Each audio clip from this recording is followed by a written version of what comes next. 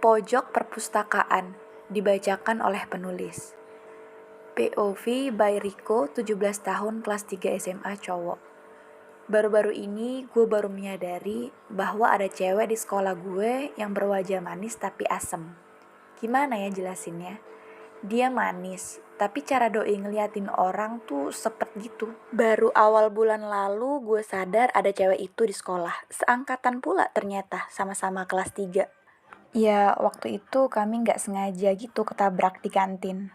Ketabrak dikit aja, tapi mukanya sepet banget sama gue. Akhirnya selama dia makan, gue perhatiin dia. Dia makan sambil kayak ngobserv orang gitu loh. Kayak setengah nguping obrolan orang. Karena ada momen kayak dia abis nguping, terus geleng-geleng gitu, seolah dia ngeremehin obrolan orang-orang itu. Padahal dia sama teman-temannya juga. Maksud gue, dia yang kayak udah bosen sama obrolan temen-temennya, terus jadi nguping obrolan orang lain. Dan ternyata menemukan pembahasan yang sama kayak obrolan temen-temennya. Makanya doi ngetawain mereka. Gue jadi makin super penasaran. Gue ikutin lah dia sepulang sekolah.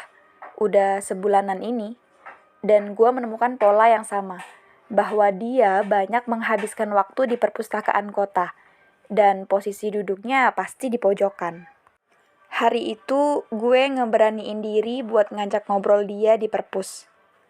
Hai, sapa gue lirih karena gak boleh berisik di perpus. Hai, ada apa? Tanya Atalia. Lu tahu gue? Tanya gue balik.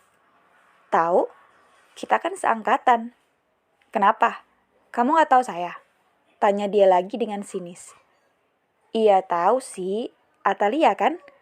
Gue pengen temenan sama lo, pinta gue. Mau temenan gimana nih?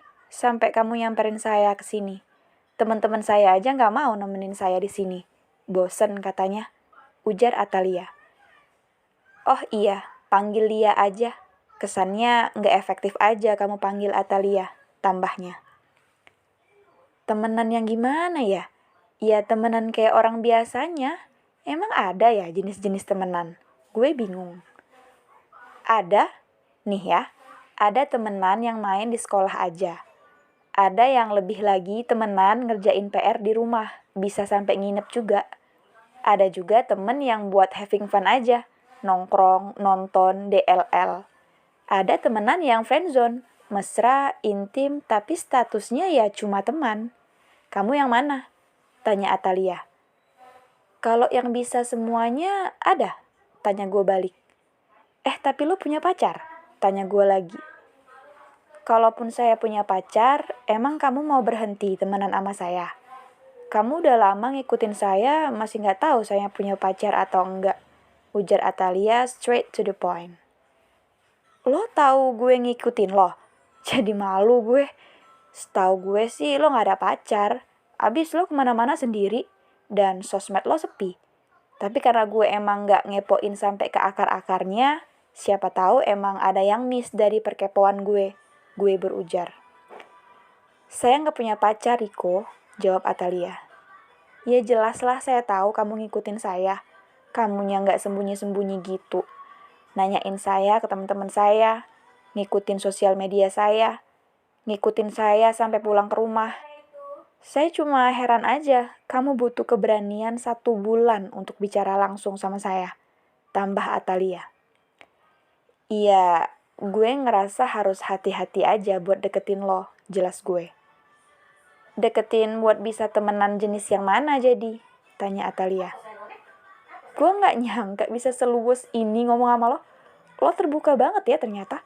Gak malu-malu kucing ketika tahu ada cowok yang stalking lo dan bilang mau ngedeketin lo. Gue ngasih penilaian gue sambil senyum-senyum.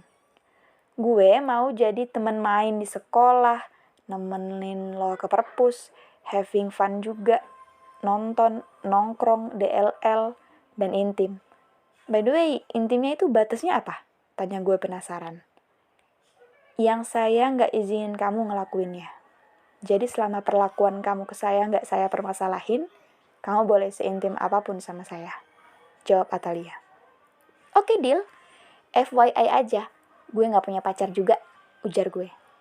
Saya nggak peduli juga walaupun kamu punya pacar. Sama seperti kamu, saya juga tertarik sekali buat temenan sama kamu, ungkap Atalia. Kalau gitu kita nonton yuk sekarang. Ada film bagus di bioskop. Atau mau nongkrong makan aja dulu baru nonton. Terus gue anterin balik ke rumah ya. Sekalian ngerjain PR kimia. Pasti sama kan PR-nya walaupun kita beda kelas. Kali aja kita bisa ngobrol lebih intim gitu kalau udah santai di rumah. Ajak gue. Langsung mau semuanya nih, tanya Atalia. Gue emang gitu orangnya. Prinsip gue, mumpung masih muda, gue mau nyobain semuanya. Gue mau terbang, lari, even gue gak takut kalau terjatuh. Gue cuma gak mau berhenti ngelakuin apa yang gue mau, jawab gue. Riko, kamu harus ingat ini. Walaupun kita udah berusaha keras dalam hidup, pasti akan ada aja momen yang tertinggal. Jadi ya udahlah, nikmati aja momen yang sekarang. Daripada nyobain semuanya tapi nggak bisa dinikmati, ujar Atalia. Gue mengernyitkan dahi, bikin Lia jadi bertanya. Ada yang salah sama pernyataan saya, tanya Doi. Lu nggak salah, Lia. Hanya beda aja sama gue, jawab gue. Buat saya, selagi masih muda, saya harus memiliki pengalaman seperti orang dewasa yang matang. Jadi nggak gerasa gerusu kayak anak muda kebanyakan. Dan semasa tua nanti, saya harus memiliki semangat seperti orang muda, ujar Atalia lagi. Maksudnya pas tua baru mau mengacau gitu. Nggak bijak dong, gue protes. Saya bilang semasa tua harus memiliki semangat anak muda. Semangatnya, bukan pemikirannya. Saya membayangkan diri saya ketika tua nanti adalah saya yang sangat bijaksana. Karena di masa muda saya sudah punya banyak pengalaman seperti orang dewasa yang matang. Atalia menjelaskan lagi. Lia itu kalau lagi happy banyak ngomong ya, goda gue. Iya, jawabnya sambil senyum. Kami saling menatap dalam. Dan itulah awal kisah gue sama Atalia, di pojok perpustakaan.